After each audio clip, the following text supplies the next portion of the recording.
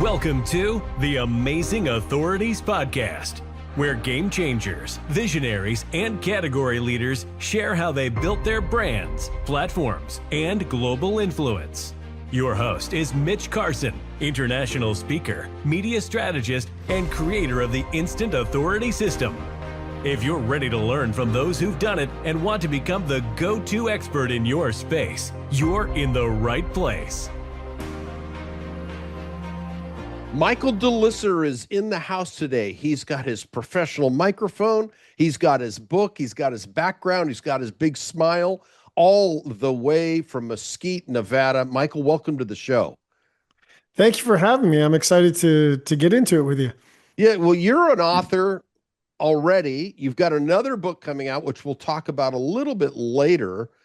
And you've got a great background as a leadership training expert. And I love the fact that your dad, you sat as a sponge next to your dad. Tell us about what happened there. Yeah, it was a pretty cool experience. I'm 15 years old. My dad says, "Hey, you want to come to work with me?" He's already prearranged for me to sit in on one-on-one coaching sessions with all these executives. And he was an executive outplacement. So essentially, he was coaching executives that have been fired. And almost all of them had been fired because of communication mistakes. Either they were giving poor presentations, or they said the wrong thing in a meeting, or they pissed somebody off, but they were all communication mistakes. And so I'm sitting there at a 15-year-old watching these very high-powered executives. They were all from Fortune 100 companies that had been fired because of a lack of communication. And my father's sitting there coaching them on how to be more effective or how to eliminate the habits that got them fired in the first place, because his job was to help them find their next jobs and help them be more marketable. So for me, I was just shocked that senior executives could struggle with some of the basic fundamentals of interpersonal communication or presenting or whatever it might have been. And it started to make, that's when I first learned about the Peter Principle and the whole concept that most of these leaders have been promoted initially based on their technical skills. They got a couple extra promotions, and either the companies that they worked for did not provide communication skills training or leadership training, or they just, they just never got over the habits that they had growing up. But long story short, I learned very quickly that it's very easy for executives to be promoted beyond their skill level at communicating, and the higher you go in the organization, the more critical communication is to your success. So it was fascinating 15-year-old experience. And then throughout my career, my dad kept giving me opportunities to sit in on these one-on-one coaching sessions and even co-facilitate leadership development training. And I just got hooked. I had a passion for it. I loved it. And to this day, you don't even have to pay me to come out there. I'll just go out and do it because I love it. And let's face it, the world is getting worse and worse at communicating, and I want to do everything I can to reverse that trend. What did you identify? So if you worked with these 100 executives who've been fired, what traits did they all possess? What did you see as a consistent theme within these fired executives? A lot of people get promoted because they are results driven, right? And people move to the top faster a lot of times because they have that ability to get results. And that's what gets them noticed in whatever technical area they're in. The challenge is that same thing that got them noticed for a leadership role could actually be what brings them down later in their careers, because they're so focused on the task and so focused on getting the results that they forget to bring people along, right? And inevitably, they make mistakes on the people side, and that's where they end up getting themselves into trouble. Same things happen. Sometimes there's people that are very structured and they're very good and efficient with their time and they're very effective. And people that bring, either that task focus or the structure focus to a leadership role, they don't necessarily lead with people skills. And because of that, the higher they get, the more trouble they get into with it. So that's the most common thing I see is people that are super task focused and they, as a result, don't do enough to get people on board. The other side of that coin is people are so people focused that they don't focus enough on the results and they get themselves into trouble for the reverse, which is they're not focused enough on getting things done and they're more focused on the relationship side to the point that it hinders them. So those are the two biggest issues I see. And what did your dad provide them? So let's take, I'll call him Bill. It's just a named person. Let's say Bill comes in, he's down on his luck. He was great in cost accounting and he saved the company money. Then he rose to the position of CFO. This is a potential scenario. And they tend to be more abrupt than, let's say, somebody in human resources, and where they're taught much more of those soft skills. They have to by design. How did he instruct this person that was largely left brain, very tactical, debits and credits, we got to balance and let's do whatever we have to do. What did he teach them? And what did you take away from that you're teaching your clients? Well, and the biggest thing I took away from watching him was understanding that you have to raise self-awareness, right? And more often than not, they didn't realize how they were coming across. And so over the last 25 years, I've developed more and more techniques to raise self-awareness and really get people to, because once people see what they're doing, they're more inclined to want to do something about it, right? And so the thing I use the most now is I record the sessions, right? And so if someone is presenting and they are using filler speech nonstop, for example, I could say, hey, you use filler speech 50 times in that brief presentation you gave, or I could show it to them and show the impact of how distracting it is when they do that over and over, right?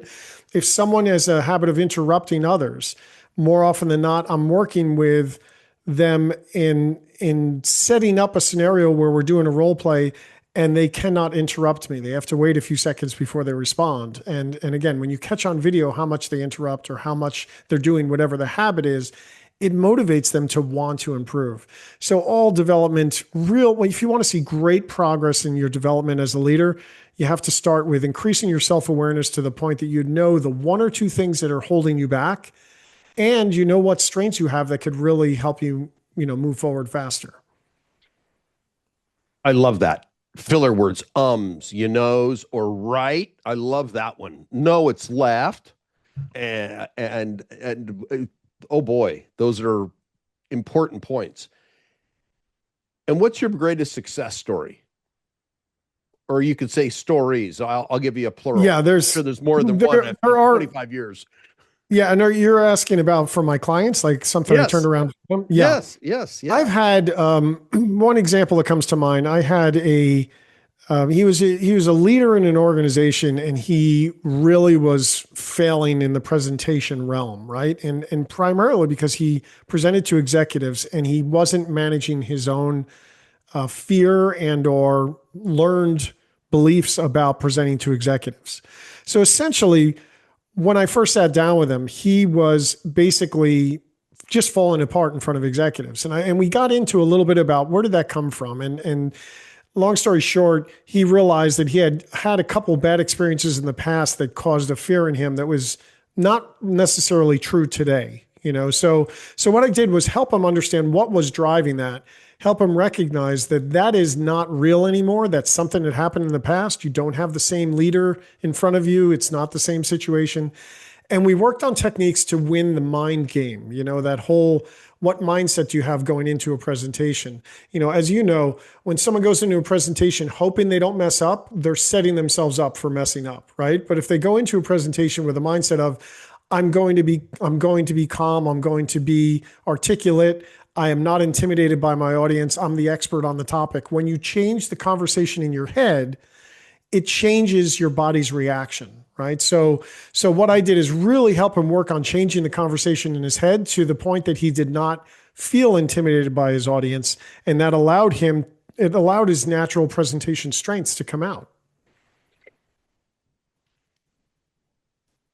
Do you recommend someone meditate? Do they take, or is there deep breathing? What are some of the steps that people go through, or that you see successful people go through before they present? It is completely different for everyone. For me, I'll give you my technique, right? What I do, I have the same playlist of heavy metal songs that pump me up every time I go out there, right? Okay. And it fires me up, and they're all about positivity. They're all about doing well. One of them have the lyrics that say, "No, whatever happens, let it go, because the show must go on," right? And it's all these different things. But I have a playlist that fires me up and gets my energy in the right place. Just the opposite of that, I have some people that need something that calms them down. So they'll listen to very quiet music, or they'll do breathing techniques, or they'll meditate. And it's really personal to the individual, right? I mean, they need to figure out what works for them. The key is experimenting, learning what works, but once you find something, making it your ritual, right? You never step in front of a group until you go through whatever that ritual is that puts you in the mindset to be successful. And so it varies dramatically. And I go with, what the person's personality is and what works for them, as opposed to necessarily saying, I might give them options. Here are some things you could try, but ultimately they have to pick what works for who they are as a person. I like that. The heavy metal probably wouldn't work for me as much as I love heavy metal, and I do love headbanger music. I grew up with it. I meditate, and my spot is lying on my back in the pool on a floaty, on a flotation device, on a raft, I guess, and my dog is on my chest, and the sun is beating down, and the waterfall in my pool is that sound. For me, that is tranquility, my spot in my brain where I'm totally relaxed, confident. I'm in my pool, which I built and paid for, and this is validation of everything I've done to get to that point. So I love to say it's customized. Yeah, well, just to clarify, you're visualizing this, right? Because it's kind of hard to pull a pool up next to where you're going to present. So, but I'm visualizing it. Yes, but that's where I go in my meditative state.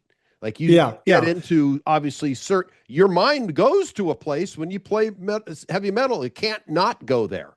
It's just impossible. So my mind does go to this visualized place of tranquility for me.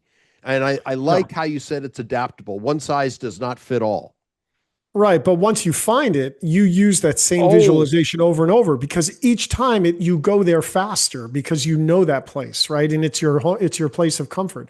So that's the key is finding what works and then sticking with it religiously, because it sets your brain up to be successful if you find what works for you.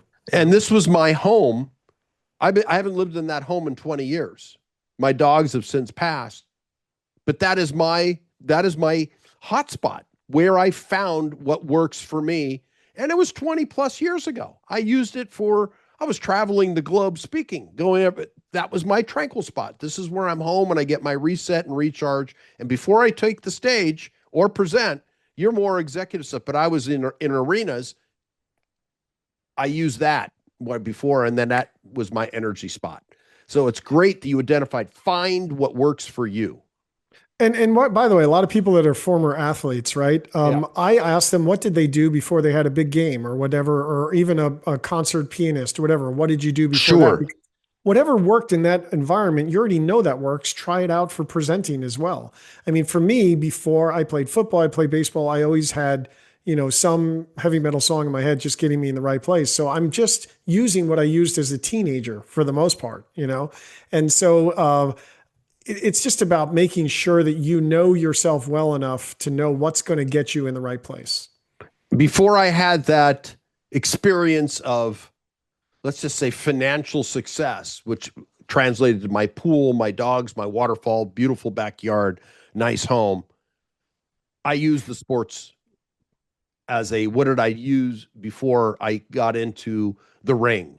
I was a competitive martial artist, and I went into a meditative state. I was in my 20s. This is long before I had financial success, but I had to go into that, each athlete. So that's great information. Find your spot. Yeah. And I also use positive affirmations. Like if I'm driving somewhere, I'll just be saying to myself, you're going to be articulate, you're going to be calm, you're going to be, whatever it may be. So that's another technique that a lot of people I know use. But I've heard people using power stances, and you could go look online and look up power stances, and it makes people feel more powerful right before they present. I mean, there's so many good techniques out there. It's worth exploring if you want to work on that as an individual. No, I love it. Michael, you've written a book. Let's see your book. This would be the book right here. Leadership Accelerators. And you've got three Yes. speed dial. It looks like three speedometers there. Yes. Almost. Yes. Okay. Navigating personalities, emotional intelligence, and communication habits. Let's break those down. Sure. And in a nutshell, over the last 25 years, what I've discovered is for leaders to really make the jump to being from good to great, one of the things they need to really do is develop self-awareness in these three categories. And if you think about it, with AI and technical advances, it's actually skewing the importance of communication skills to be even higher now, because our technical work is more and more being replaced, through either technological advances or AI. And as we advance in an organization, our ability to have emotional intelligence and strong communication gets more critical, because for you to be successful at a higher level, you need to get results done through others.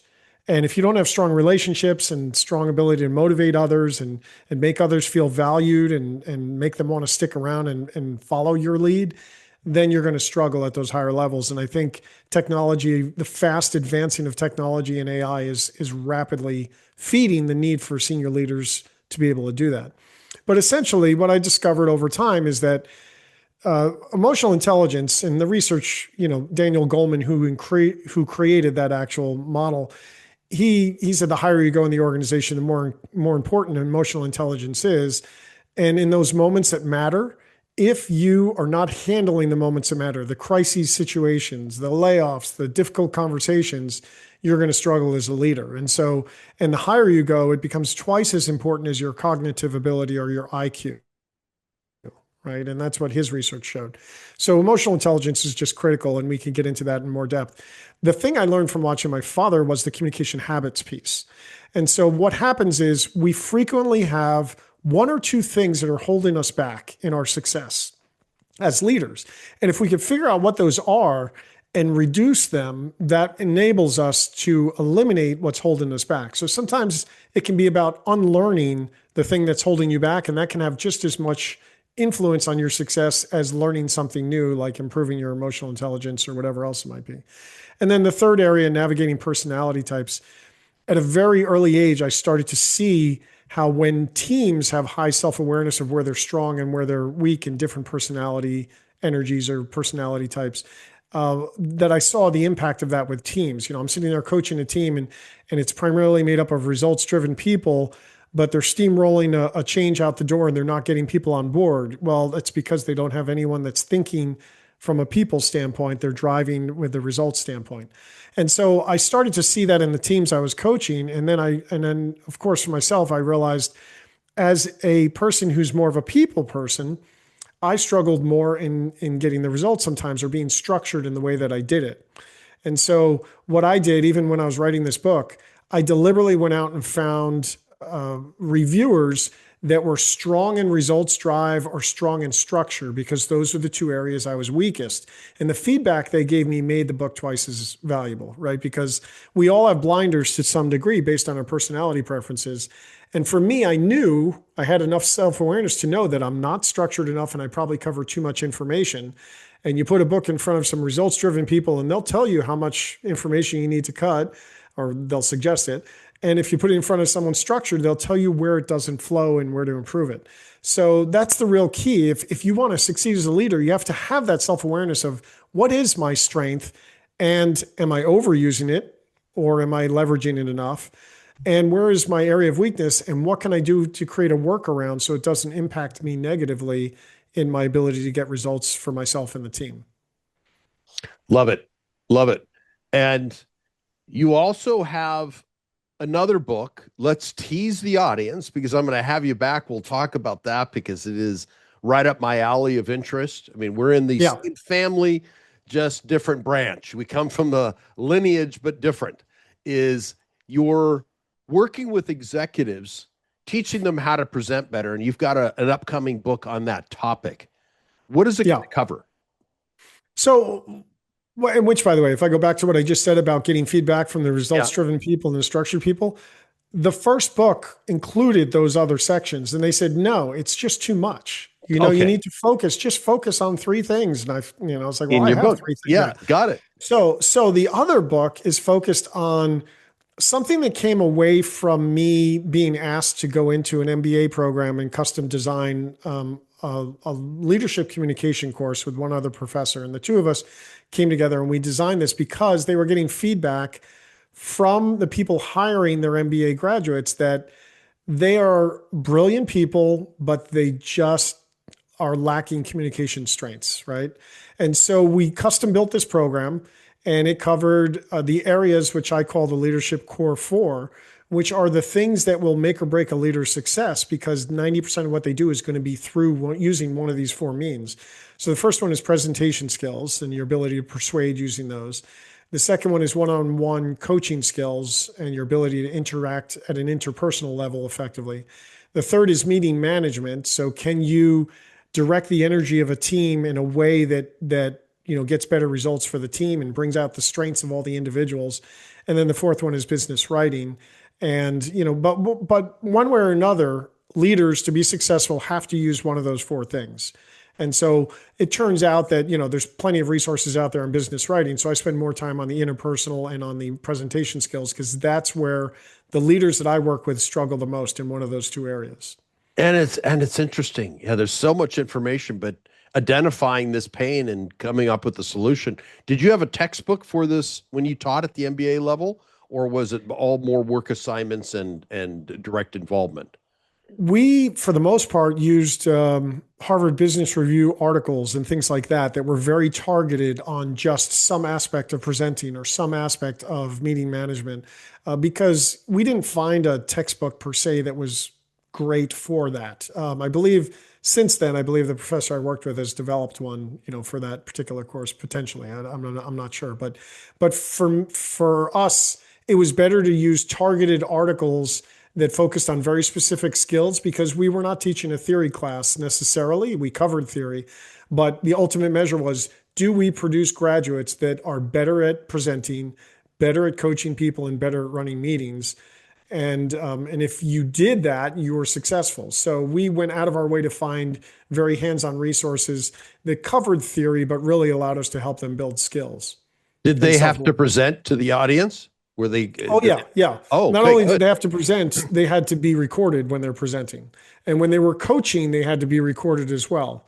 Because, when someone sees themselves making mistakes presenting or even, coaching one-on-one, there's a light that goes on that it's just more effective than just hearing it from me. I could tell you, you need to work on this area of your presentation skills. But if I show you, this is what you're doing, it's like something just clicks in the brain and they become more motivated and more interested in really working on developing that improvement. So for me, almost always, if there's a particular habit or skill or something like that that's related to either interpersonal or presentation skills, I will almost always use video and make them look at themselves, which nobody really likes to do, but you will learn as much from that video as you'll learn from me. Oh, I think it's the best tool in the world. I eliminated filler words in my own presenting when I watched my video, and it hurt when I said, And I remember a child in my childhood, I was getting diagnosed by a doctor, a friend of mine's father who was a doctor. And I said, it hurts right here, And he said, no, I don't know. You're telling me. I'll never forget it. He poked me.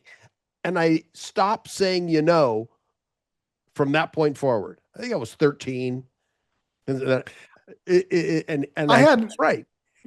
I had a similar issue. My way of learning about it was much more traumatic than that. Okay. I was at this is my undergraduate work at the University of Rhode Island, and I had a professor. It was a presentation skills class. Right. And my first presentation, 2 minutes into the professor, 2 minutes into the presentation, the professor interrupts me. He says, Michael, I need you to stop presenting for a second because you're using so much filler speech. It's really hard for me to follow. And this is in front of 30 other students. Oh, gosh. And he said, so what I'm going to do for the rest of the presentation is I'm going to raise my hand every single time you say or ah, just to raise your awareness. So he says, so please resume where you left off. So I pick up where I left off and I start to see the hand popping up, which makes me more nervous, which makes me use more filler speech. And then for the next minute or two, You died. oh, I'm just dying up there the next couple of minutes. And then he stops me again. He says, okay, Michael, now you're focusing on it too much. So I'm not going to raise my hand anymore. I just wanted you to be aware. And this is the first presentation in that class. And I've got to do 3 more in front of these same people. And I'm horrified to even get in front of them again, But what it made me do is, it wasn't videotaping because back then there wasn't really an option to do that. Right. But it was the equivalent of that because I became so aware of my filler speech, I started working on it. And then I started to realize, and this is true of most communication habits if you're presenting, not all of them, but many of them, if you work on it in your day-to-day conversation, it will improve in your presentation as well. So in other words, what I started to do is when I'm just talking to friends, I started to realize how much I was saying and ah. And then in just friendly conversations with friends, I started working on doing it less there. And it made me raise my self-awareness even more, and it helped me reduce my use of them in presentations. So a lot of times when I'm coaching people, I'll say, hey, try this in a one-on-one conversation. Talk, and while you're doing it, you don't have to tell the other person you're working on reducing your filler speech.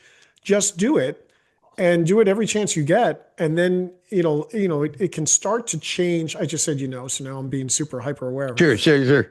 It can start to change your ability to catch yourself like I just did and improve your ability to not use as much in an actual presentation if you work on it in one-on-one conversations as well. I'm imperfect. Occasionally I make that mistake, but it came from the pain of being embarrassed that first time. And then I became more conscious of what I say, how I say it today.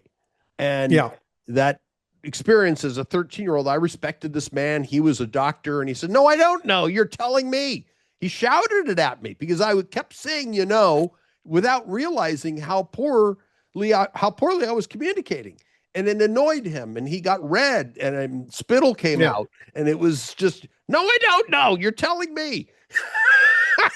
Wow. Well, and if I can, just the other thing I have to tell people too is you will never get to 0 filler speech, and that's okay because it's authentic to just be you, right? And if you're trying to be perfect, and this is what I tell people, your goal is never to create the perfect presentation. Your goal is to create the authentic presentation that achieves the goal you're trying to achieve with it. And authentic means acknowledging that we are not perfect. And if you try to be perfect, you put so much pressure on yourself when you present that you actually increase the likelihood you're going to make mistakes because some little mistake is going to trigger in your brain, oh no, it wasn't perfect. And then that's going to set you down a negative spiral in your head. So I even tell people when they're rehearsing, do not stop and start over. Do the whole thing, fight through it. So if you get stuck in the real presentation, you're training your brain that if I get stuck, I can make it through it by practicing that way. But if you get stuck in the real presentation, you can't say, hey, let's start over. I didn't get a good start. No. But what you can do is take a deep breath and just continue. And if you train yourself to do that while you're getting ready for your presentation, it'll be easier to do it in the real situation if it happens. Well, I'm going to say one word, and I'm going to let you take it where you want to go. Toastmasters. I have not had enough experience with Toastmasters, but I do know that sometimes the people leading them don't have the full background and understanding to be effective. But every now and then I hear about one that's really effective. It all comes down to how that individual runs it, right? And so, and I don't know if they go through training. Again, I've never sat in a Toastmasters one myself. I just know that getting in front of people and getting feedback is a good thing as long as you create an environment that's building your confidence. And some Toastmasters groups can do that pretty well. But I'd be speaking out of turn to say that I know a lot about them. I refer people to them if they're working on refining a presentation. But if they're really working on improving their nerves or fear, I think usually that's needs some one-on-one coaching first before you take that on. Okay. I mean, it's a well-known organization. There's Dale Carnegie and some of these, let's say, older organizations to help people with their presentations. And I've met a lot of Toastmasters in my years as a professional speaker. And many of them were great. Some learned just the basics of how to get rid of those filler words, but it presents for about 7 minutes. What you're talking about is leadership training.